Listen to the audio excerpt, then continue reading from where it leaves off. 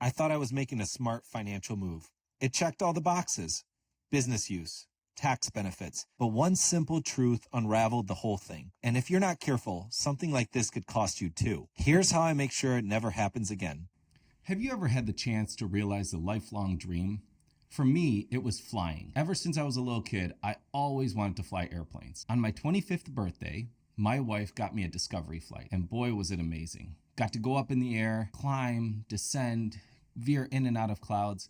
My flight instructor was super cool. He had that pilot voice that everybody knows and loves where they say Cessna 544 landing on runway 32. Anyway, it was an amazing experience. I started flight training right away, and within a couple of years, I had my pilot's license. And at that point, it came to be time to make a decision about whether I wanted to rent an airplane for the rest of my life or own an airplane. And this is where the story begins, because as you'll often see, when you take an emotional decision and then you use finances to justify it, it rarely works out in your favor.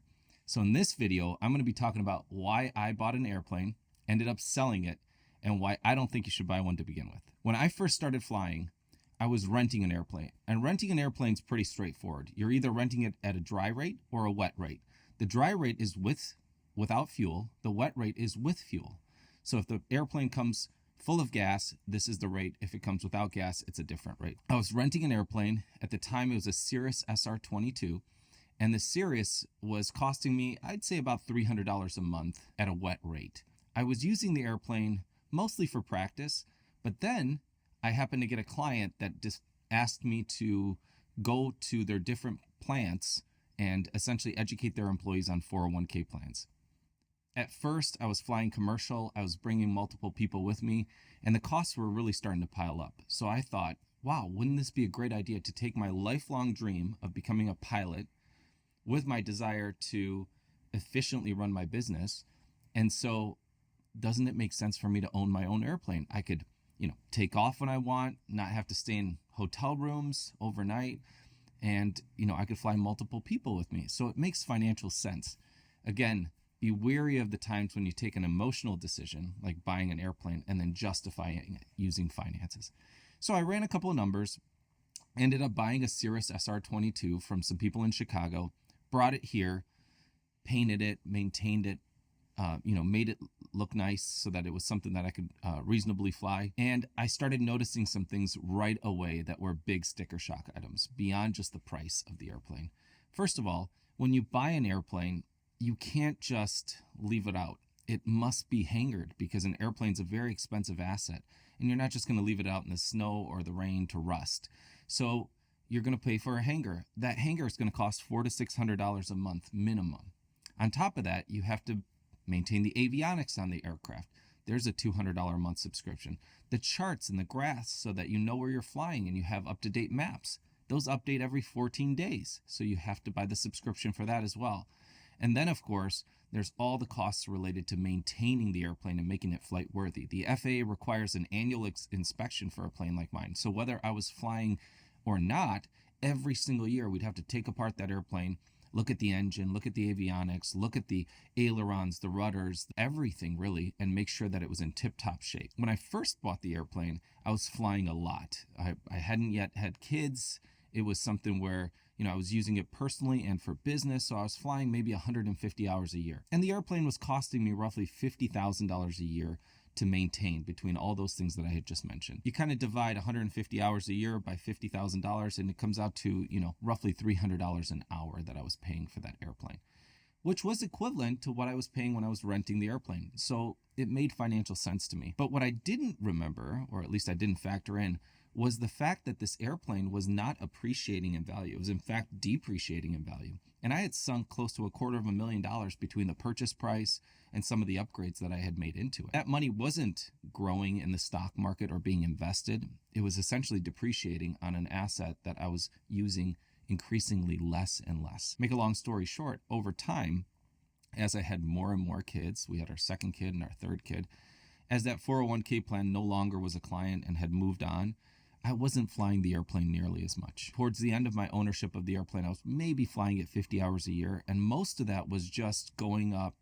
doing training, staying current, and really flying, not because I was going somewhere, but just because I felt like, well, I should fly this airplane. I won't own it, right? When you start looking at those numbers, now it's, well, I'm flying 50 hours a year and it's costing me 50 grand to own this airplane. That's $1,000 an hour that I'm paying for the airplane, which is significantly more than had I been renting the airplane. Ultimately, I had to come to the decision that this was not a good financial decision and I would be better off renting than owning an airplane. Now, I didn't come to that decision right away because I became emotionally attached to the asset that I had purchased, the airplane. And in fact, it became part of my identity.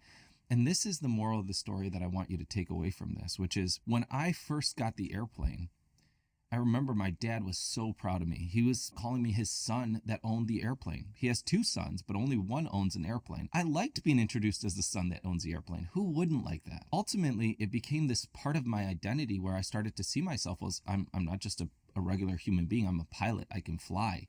And nobody introduces their son as the son that rents the airplane. You have a son that either owns an airplane or you have a son that flies that rents airplanes. But it's not that impressive to hear this is the son that rents an airplane. This airplane became who I was. So it became very difficult for me to emotionally separate myself from this financial decision because I had emotionally bought the airplane. It was something I always wanted since I was a kid.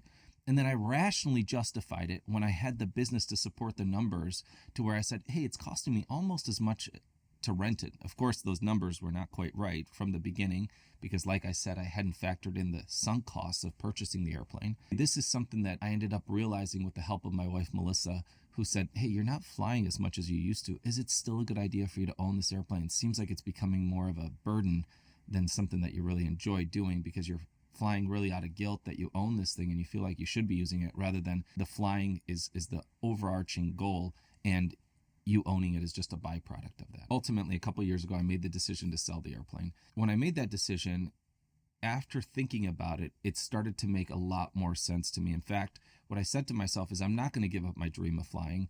I'm going to keep flying, but I'm going to take the money that I have in this airplane. I'm going to invest that money into something that appreciates, like the stock market or the bond market, which is exactly what I did. I ended up selling the airplane, investing the money in the stock market, and then using that money to pay for an airplane every time I wanted to fly.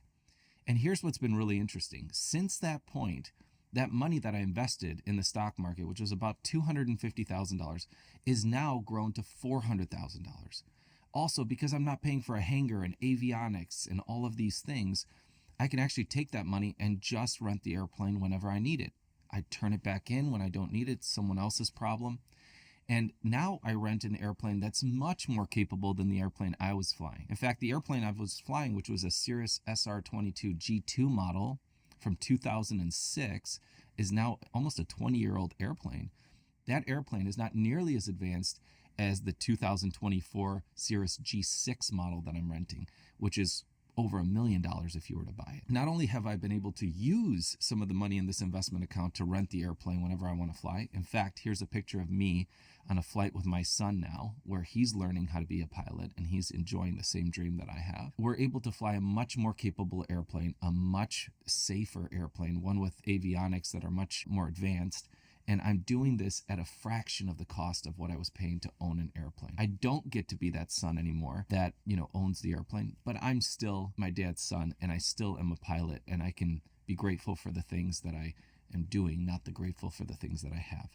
So this brings me to my last point. When we love things, we use people in the pursuit of those things. We should never love things. Things are just things. They're not meant to be emotionally attached to them. We start making really bad financial decisions when we emotionally attach ourselves to our things. We should love people and use things to pursue people. What I want you to really think about is if you're buying a lifestyle asset, whether it's an airplane, a really nice car, a watch, some piece of jewelry that you've always coveted or desired, I want you to ask yourself, is this really the thing that I need to be buying? Can I rent it? And if I can rent it, is the utility rate going to be something to where I'd be better off renting it than buying it? Whether it's that second home, that vacation property, that nice car, it's something that you should always consider whenever making a financial decision. Today, like I said, I get to fly one of the best airplanes in the world, one of the safest airplanes in the world without ever having to pay for hangars, ownership costs, or anything of the type. If you like this video, please subscribe to our channel, hit that like button and the notifications icon so you never miss another video. In our next video, we're going to be talking about why I choose to plow my own driveway, why I bought a snowplow to do it, and why I refuse to pay anybody else. We hope you join us.